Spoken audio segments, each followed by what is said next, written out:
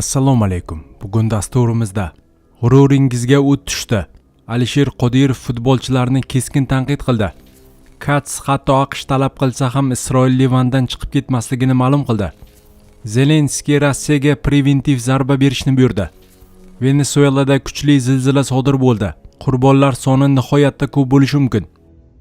Rossiyadagi hamyurtlarimiz diqqatiga, agar sizga трудовой договор, NN, уведомление, deport запретni tekshirish va boshqa shunga o'xshash hujjatlar kerak bo'lsa, bizga bog'lanishingiz mumkin. Xizmatlarimiz arzon va ishonchli. Murojaat uchun hoziroq ekrandagi raqamlarga qo'ng'iroq qiling. G'ururingizga o't tushdi. Alisher Qodirov futbolchilarni keskin tanqid qildi. O'zbekiston milliy terma jamoasidagi xizmat ko'rsatgan futbolchilar bilan xayrlashib, shu jahon chempionatining o'zidayoq keyingi saralash davrida foyda beradigan futbolchilarga imkoniyat berish lozim.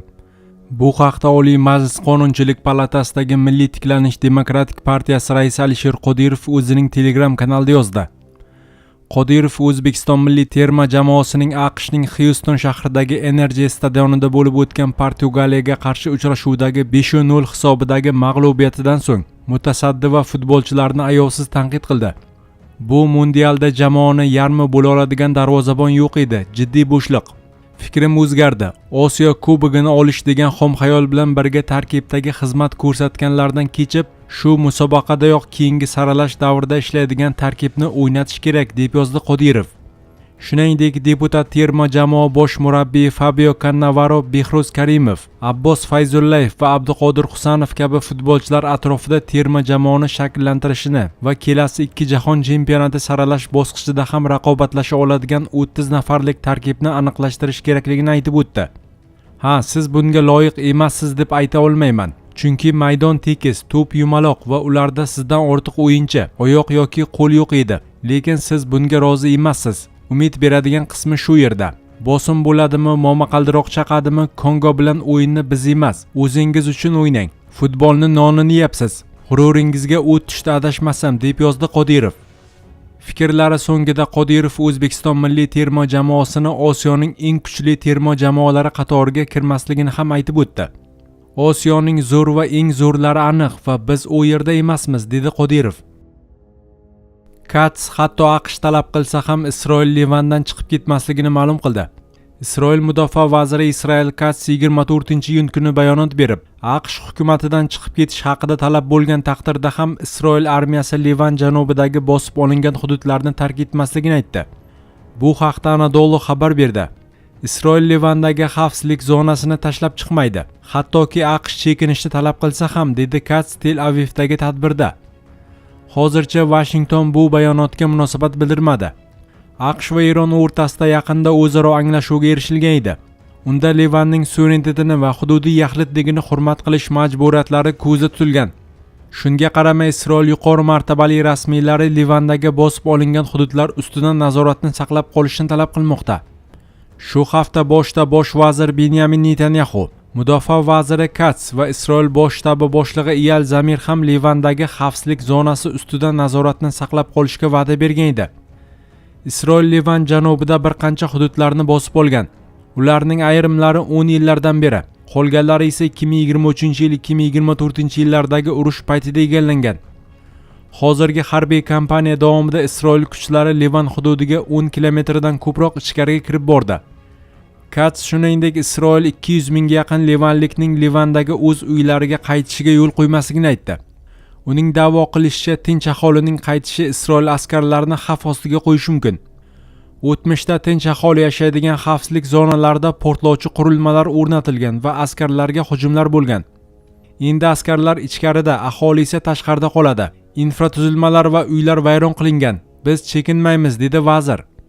Kats Isroil ham Suriya ham Livan hududlarini egallab turishda davom etishini ta'kidladi. U xavfsizlik doktrinasiga tayanib Isroil jamoalarini himoya qilish uchun askarlar dushman hududida bo'lishi shartligini iddao qildi.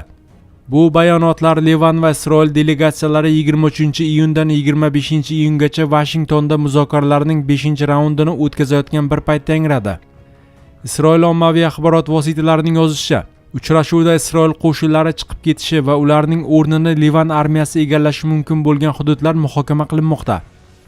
Isroil Livandan tashqari Falastin yerlarini va Suriya ichkarisidagi hududlarni ham bosib olishda davom etmoqda. Shu bilan birga mamlakat xalqaro hamjamiyatning qo'shinlarini olib chiqib ketish va BMT rezolyutsiyalariga muvofiq mustaqil Falastin davlatini tuzish haqidagi chaqiriqlarni rad etib kelmoqda. Zelenskiy Rossiyaga preventiv zarba berishni buyurdi.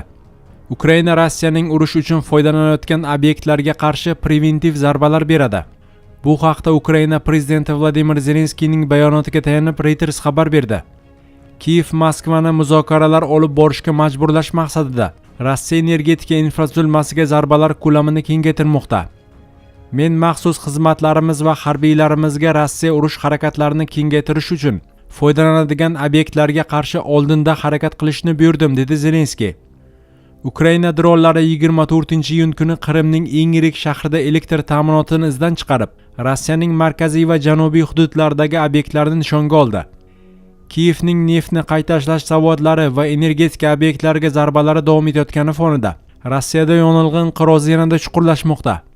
Poytaxtdagi Moskva neftni qayta ishlash zavodi Ukrainaning dron hujumlari oqibatida katta zarar ko'rgani sababli kamida 6 oy davomida ishlamaydi, dedi sohadagi manbalar. Bu esa Rossiya bo'ylab yuzaga kelgan yonilg'i taqchilligiga qarshi kurashish borasidagi sa'y-harakatlarni qiyinlashtiradi. Rasmiy ma'lumotlarga ko'ra, Rossiyada neft mahsulotlari ishlab chiqarish may oyida o'tgan yilning shu davriga nisbatan 13,5% ga kamaygan. Dunyodagi 3-yirik neft ishlab chiqaruvchi davlat hisoblangan Rossiya 2022-yilgi bosqindan beri neft qazib olish va eksportga oid ma'lumotlarning katta qismini e'lon qilishni to'xtatib qo'ygan. Venesuelada kuchli zilzila sodir bo'ldi. Qurbonlar soni nihoyatda ko'p bo'lishi mumkin. Venesuelada 24-iyun kuni kechqurun 7.2 va 7,5 magnitudali ikkita kuchli zilzila sodir bo'ldi. Bu haqda BBC xabar berdi. AQSh geologiya xizmati ma'lumotlariga ko'ra, ikkinchi zilzila birinchisidan 1 daqiqadan kamroq vaqt o'tgach sodir bo'lgan. Qurbonlar soni nihoyatda ko'p bo'lishi mumkinligi prognoz qilinmoqda. Rasmiylar hozircha halok bo'lganlar va jabrlanganlar sonini rasman ma'lum qilmagan. Venesuela prezidenti vazifasini bajaruvchi Delsi Rodriguez mamlakatda favqulodda holat e'lon qilgan. U zilzila tufayli Karakas xalqaro aeroporti yopilgani, metro va temir yo'l qatnovi ham to'xtatilganini aytgan. Shuningdek, aholini xotirjamlikni saqlashga va shikastlangan binolarni tark etishga chaqirgan. Karakasda ba'zi binolar qulab tushdi, deya ma'lum qildi Venesuela ichki ishlar vaziri Diosdado Cabello. U qidiruv-qutqaruv ishlariga o't o'chiruvchilar, politsiya va fuqarolik mudofaasi xizmatlari jalb etilganini aytdi.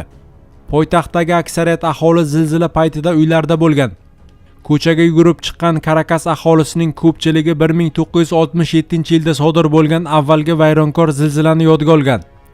O'shanda ham poytaxtda eng ko'p zarar qayd etilgan.